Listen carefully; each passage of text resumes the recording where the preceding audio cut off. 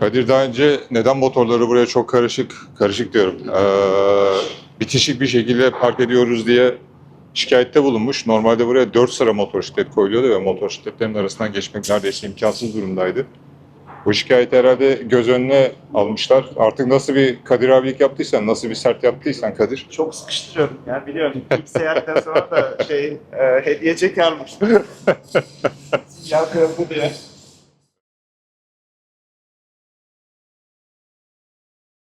Herkese merhabalar. 2025 yılının Avrupa yolculuğu biraz sonra başlamak üzere. Şu an Limerik'teki evden çıkmak üzereyiz. Yağmurlu bir Limerik günü bizi bekliyor. Her ne kadar şu an güneş açmış görünse de yağmura yakalanacağımız kesin gibi. Bu sene güzel bir rota hazırladığımıza inanıyoruz. Bu sefer rotayı beraber hazırladık. Daha önceki 2 sene Kadir tek başına hazırlamış. Ben de onun peşine takılmıştım. Bulduğumuz geçiş noktaları, PES'ler meşhur. İkimizde de hemen hemen ortak çıkınca gerçekten güzel olduğuna inandığımız bir rota çıktı. Gideceğiz ve göreceğiz. Size de iyi seyirler. Düşelim mi yola? Evet. Hazır mısın? Feribot bizi bekler. Hadi bakalım, yağmura yakalanmadan gidelim. Evet, 2025 yılının Avrupa seyahatine hoş geldiniz.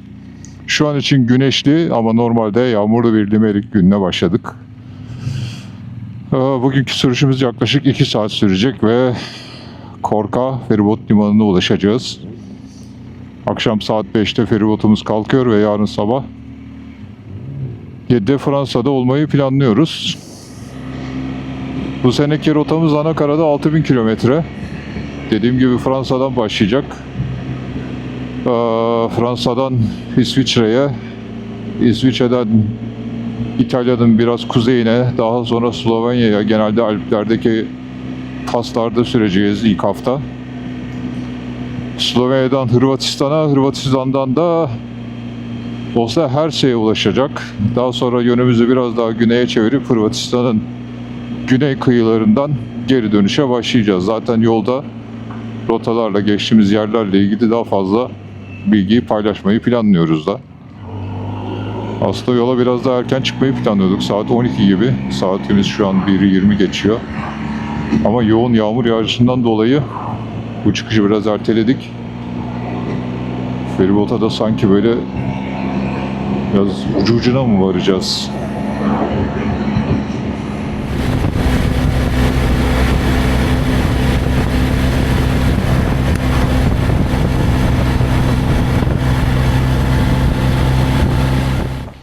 Evet, benzin almak için bir petrol istasyonunda durduk.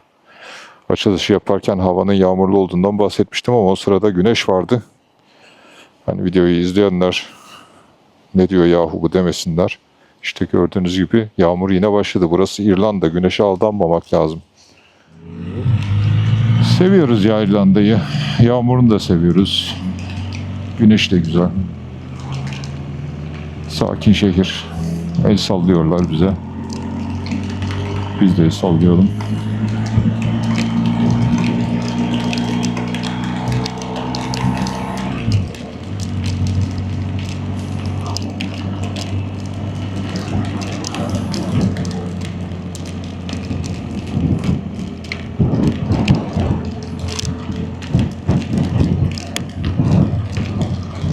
İrlanda'nın yerleşim yerleri hemen hemen birbirinin aynısı. Yani beni alıp X bir yere götürseler, burası neresi diye sorsalar, hani çok belirleyici, ikonik bir yapı, herhangi bir emare olmadıktan sonra oranın neresi olduğunu anlamam gerçekten çok zor.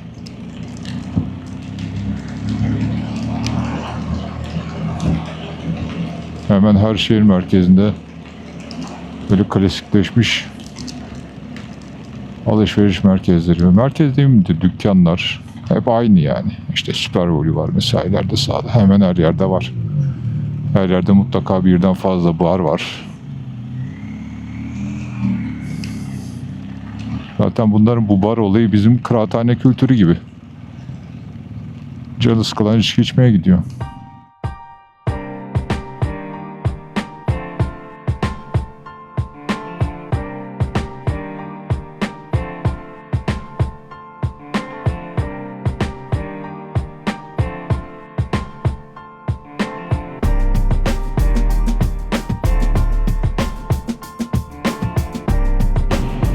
Biraz önceki gökten boşanırcasına yağan yağmur yerini güzel güneşli bir havaya bıraktı.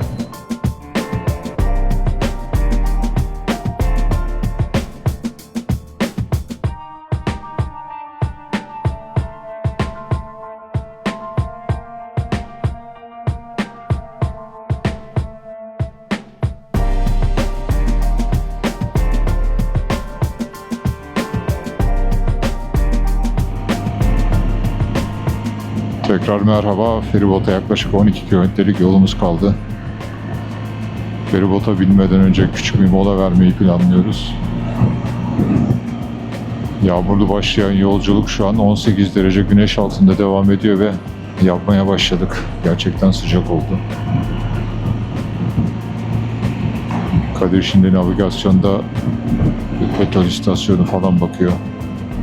Orada bir durup hem üstümüzü değiştireceğiz hem de feribota binmeden önce küçük bir mola verelim istiyoruz. Bu köyün adı neymiş? Şirin bir yermiş burası da.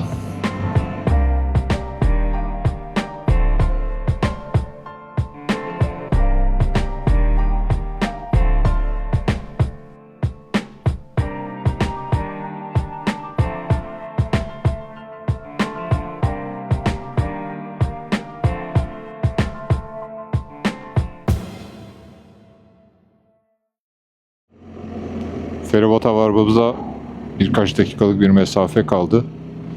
Bu sefer geçen senelerden farklı olarak bayağı bir geç orada oluyoruz. Geç saatte orada oluyoruz. Check-in 4'te kapanıyor. Biz saat 3.30 gibi orada olacağız.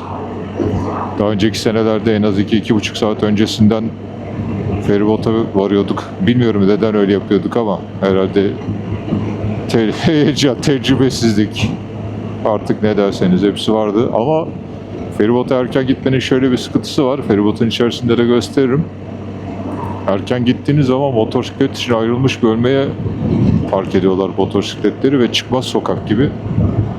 Fransa'ya yanaştığınızda motoru ya ittirerek, geri ittirerek çıkartmak zorunda kalıyorsunuz ya da o dar alanda U dönüşü yapmak zorunda kalıyorsunuz. Bu sefer aynı hatayı yapmayalım dedik. Hani sonlara doğru belki feribota binersek arka taraflarda belki hatta açıkta bir yerde motoru park etme şansımız olur. Şimdi birazdan gidip göreceğiz. İşte feribotumuz bizi bekliyor. Şimdi feribotta da uçaklarda olduğu gibi pasaporttan geçiyorsunuz. Pasaport kontrolden geçiyorsunuz. İşte booking işleminiz tamamlanıyor. Gişede size kalacağınız odanın tabi oda tuttuysanız kapı anahtarı, oda numarası vesaire veriliyor. Çok sıra var mı acaba?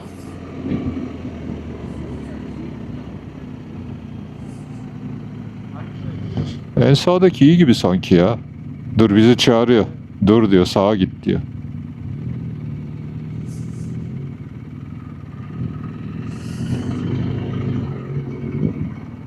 Gel istiyorsan soluma. Geliyorum. Sanki tam zamanında gelmişim. Hissiyat böyle. Şimdi pasaportlarımızı çıkartalım. Sticker yaptırdık. Sticker'ımızı gösterelim bizi izleyen vatandaşlara. Evet, bu görmüş olduğunuz gişeler pasaport kontrol gişesi. Ayrıca o bahsettiğim booking'i de burada kontrol edip odaya giriş kartını da burada verecekler. Şu motoru bir durduralım. Hay. A few moments later. Bye.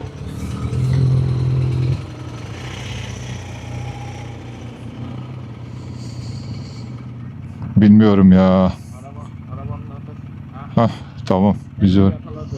Tamam. Bekletecek misin sen? Beklesin ya.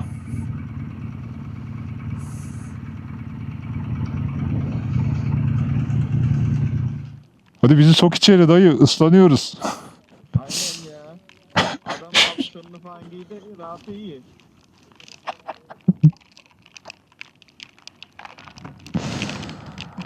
Adam duyuyor mu lan bizi Sardo'yu? Adama ben şey dedim. Alsana bizi içeri dedim. Yağmur yağıyor. Hadi gidelim. Şöyle bekliyorsun ha. Yani.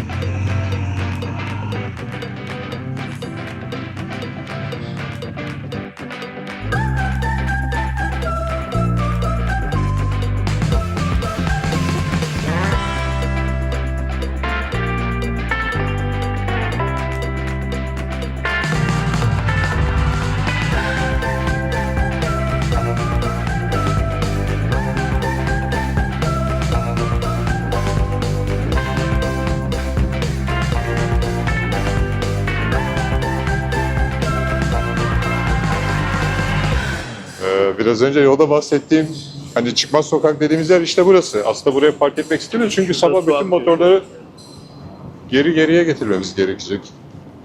Yani normalde şu açıklığa falan bir yere park edebilir miyiz dedik ama olmadı. Kadir, başladı bir maceraya daha. Aynen. Bu sefer çok hızlı oldu ya. Değil mi? Demek Güzel ki oldu. geç gelmek lazım. Evet. Check-in 5 dakika sürdü. Ben de orada beklerken yiyecek poğaçamı yiyecektim ama olmadı yani. Ay. Yani geç gelmemizin sebebi aslında oraya girmemekti ama yine bir şekilde girdik. Neyse ki ilk baş Evet. en kuytuya girmemiş Geçen olduk. sene İlk sene biz en kuytuya falan girmiştik galiba. Geçen sene sene değildi. Geçen sene daha kutuya girmiştik. öyle miydi? 2. ya da 3. sıradaydık. Şimdi 5. ya da 6. herhalde. Merhaba. Hadi bulalım klostrofobik odayı. Hadi. O iş sende. Navigatör. 64. 62-64. Evet.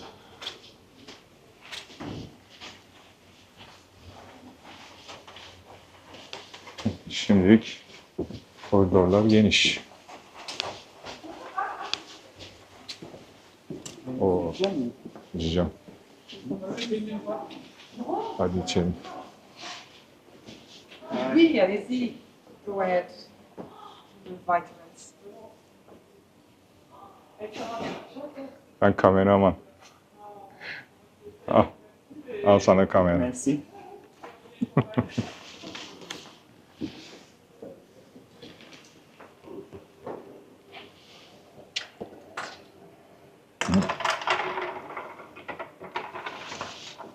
Bugün Thank you. And portakalsız feribota binemiyorum. 62 bu taraf. Penceresiz miydi ya bizim mekan? Ya sen hep işin ucuna kaçıyorsun. Diyorum ben şöyle salon salamanca bir yer ayarlayalım. Yok diyorum çok para gider. Herhalde. Zaten parayı hiçbir şeyde harcayacağız, merak etme sen. Her türlü diyorsun orada. İşte bu ya. Hani ikinci yatak yok. Onu hallederiz ya.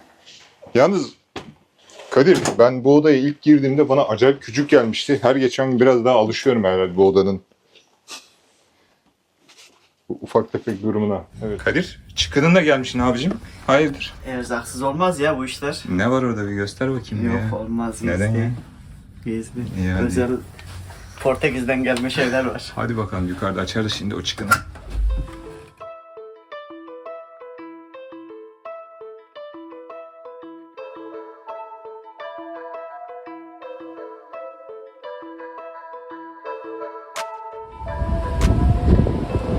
Yavaş yavaş yola çıktık, hadi bakalım.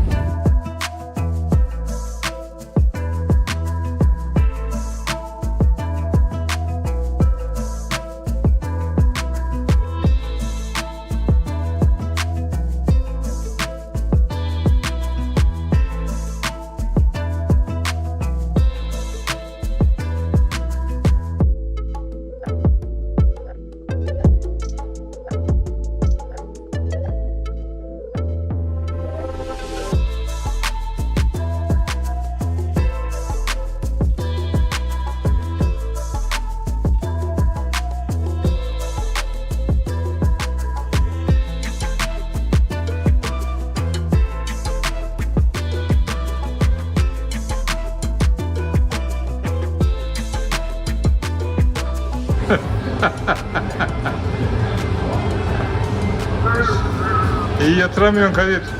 Bizim de yiyorlar.